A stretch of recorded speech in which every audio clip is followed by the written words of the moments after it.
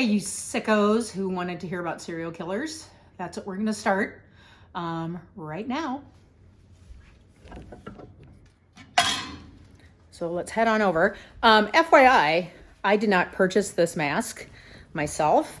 If you ever wondered why my personality is the way it is, this was actually purchased by my mother in her late 70s, and she would come up behind me wearing that and just try to terrify me.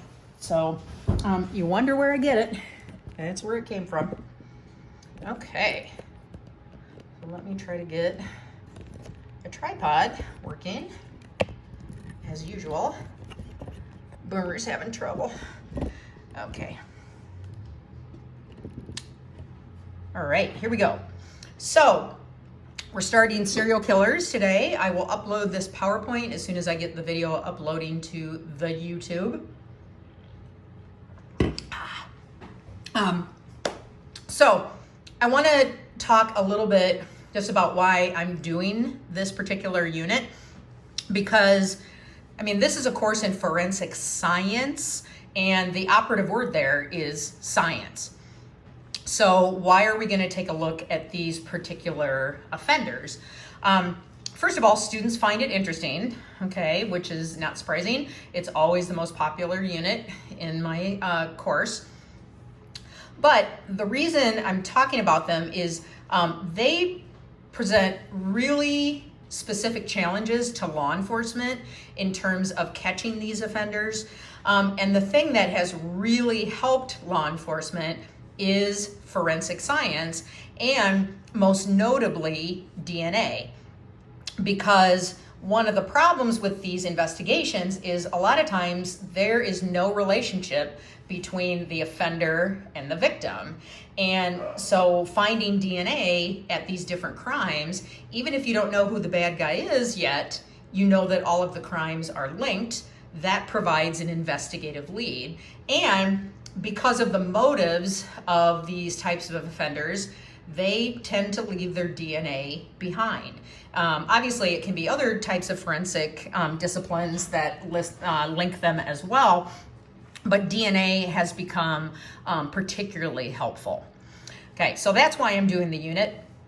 And realize that DNA also can help not only with serial killings, but any type of pattern crimes. So if you have a serial rapist, even a repeat burglar who leaves DNA behind, those types of pattern crimes. Okay, the other thing that I want to emphasize really clearly is that I am not in any way, shape, or form trying to glorify these people. I know serial killers are really popular. There was even serial killer trading cards, which just creeps me out. These are horrible, horrible people. And if you believe in the concept of evil, this is as close to evil as it gets. I know that people who look at it more from a psychological perspective see it as mental illness, but it's mental illness that's not treatable. They're personality disorders. So I don't know. I look at it more as evil. These people are born this way. So I don't want you to think I'm glorifying them. So, keep in mind that they've created such, for every victim, there are at least 7 other people that are affected in terms of grief. So, the things that they've done are horrible. I just don't want you to think that I'm giving you this lecture because, ooh, cool, serial killers. Okay, there's nothing cool about these people. So I'm not glorifying them in any way, shape, or form. So first of all, let's start by defining serial murder. So serial murder is a series of murders, meaning at least 2, and some jurisdictions or agencies may define it as they may have to have at least 3 to call it a true serial killing pattern. But what defines it is that normally it is one offender that is attacking one victim. Okay, so it's normally 1-to-1 homicides. Now, I am going to show you some exceptions to that where there were serial killers that actually worked in pairs. They were partnered. But most of the time, it's one offender attacking one victim. And the murders are separated by time.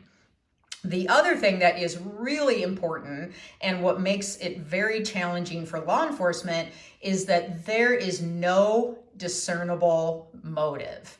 Okay, and usually first of all, if someone's going to be murdered, by far and large, it's going to be by someone that they know, and there's going to be a motive behind it, meaning usually you can trace this back to one of the 7 deadly sins. It's greed or, vanity or something like that. It's going to be, we broke up and no one else is going to have you, so I'm going to kill you, or I want your money, things like that.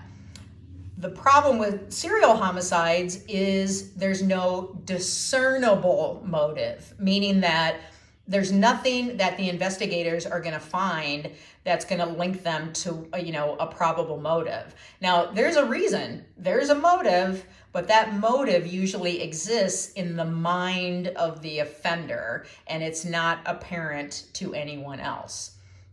The other problem is that the offender normally has no association or a very slight association with the victim. So it could be a total crime of opportunity. I know we've talked about the Michelle Martinko case in class, and that's a perfect example of a crime of opportunity where the victim just, fit the profile of what the offender, the type of person he wanted to attack.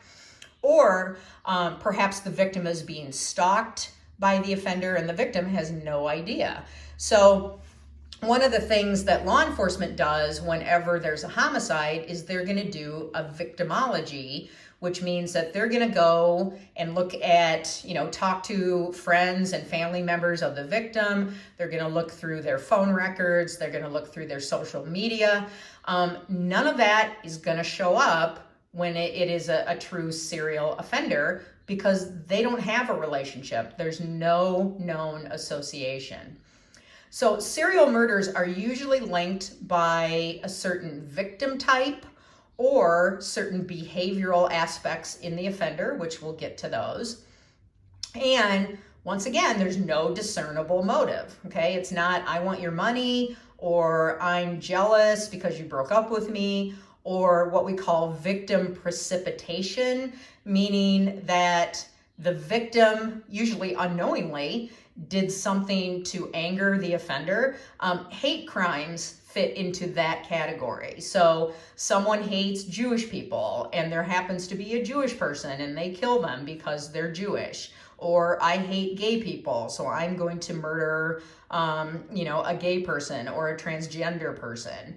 That's what we call victim precipitation. It's nothing that the victim's done, but it is in, the mind of the offender. But once again, that usually can be discerned by law enforcement. The other thing is that you'll hear me referring to offenders as he. Now, I'm not trying to stereotype males. I've talked about this in class, how one of the things I learned very early on while at the crime lab was that women are no less evil than men.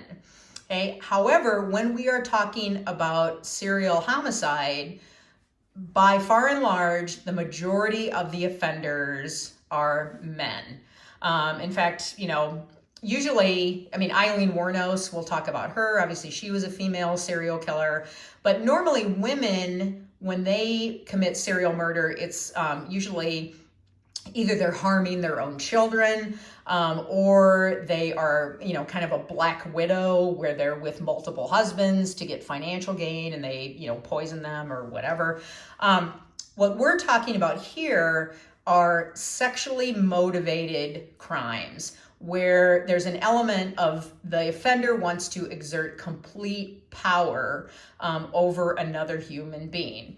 And they're almost always is a sexual component to it, hence the leaving DNA behind. Now, the DNA may be in the form of semen, it may be saliva from a bite mark, it may be, the victim fought, and it could be skin cells underneath the victim's fingernails, but normally there is DNA left behind, and the majority of these offenders are male. Okay, so I'm not trying to single out males, but that's what the data suggests.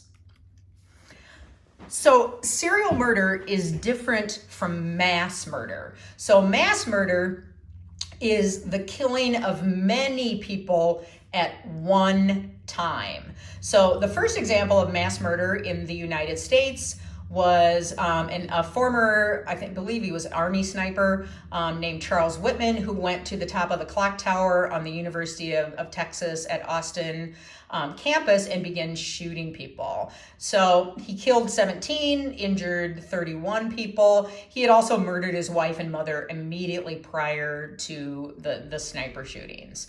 So mass murders are not separated by time. It's one event and many people are killed at one time. I would absolutely love to make it through a semester without having to update my mass murder slide. Unfortunately, I need to update it again.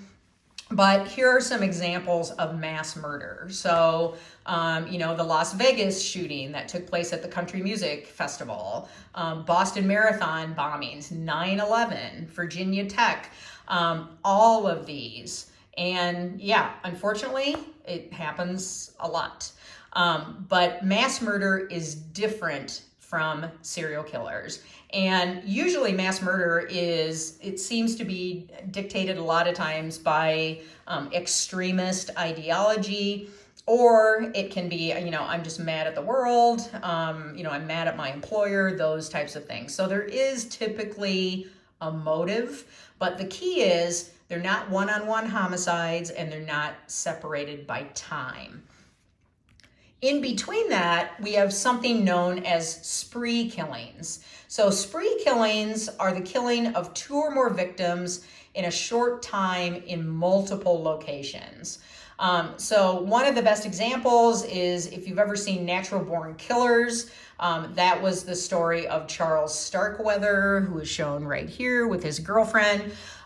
They killed 11 people over the period of a month. And then probably the biggest, example in history is Bonnie and Clyde. They tend to be romanticized, which, should not be. I mean, if they wanted to rob banks, great, but they also enjoyed killing people. They were full-on psychopaths. So I don't think they should be romanticized at all. And normally spree killings occur when the person is trying to evade law enforcement. They're on the run. But if you look at mass shootings, so for example, it says, Charles Whitman murdered his wife and mother immediately prior to the clock tower shootings. So technically that could be a spree killing, but because he did also a mass murder, we tend to put him in the mass murder category. The Sandy Hook Elementary School shootings, that offender killed his mother immediately prior to going to the elementary school and killing a bunch of teachers and little kids. So, could that be a spree killing? I guess in the definition, but I tend to look at that more as mass murder. I think of spree killings as we're on the run. Hey, we need a vehicle. We're going to kill you to get your vehicle and then move on. Okay, so that's where I'm going to stop with this first video, get this uploaded, and we will pick up with the psychology of serial murders in the next video. Okay, thank you.